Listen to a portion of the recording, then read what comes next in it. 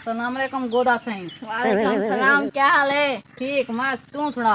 असां ठीक है, तू सुनो।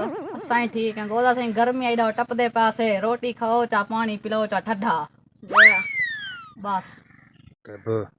आके बो आके बो। जय गोदा सिंह क्या हुक्म?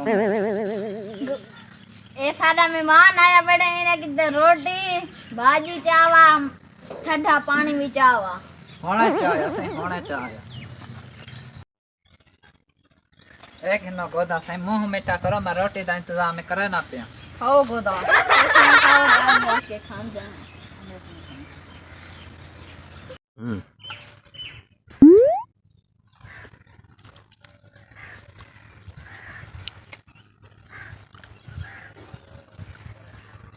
आके बो आया गोदा। माया पिंडो सा खा गिने रोटी ते पानी चावा।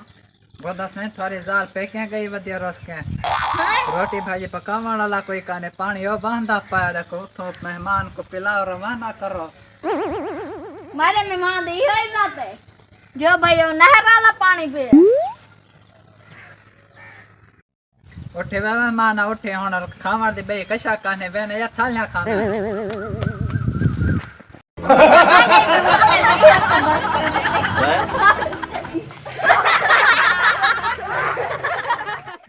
संगा तो आपको सारी वीडियो चंगी लगे तो सारी वीडियो को लाइक सब्सक्राइब ते शेयर जरूर करो। सो मुहब्बता मणिया करो, मुहब्बता कमेंट है साकू दसे जरूर के सारी वीडियो तो आपको अच्छी लगी है कि नहीं।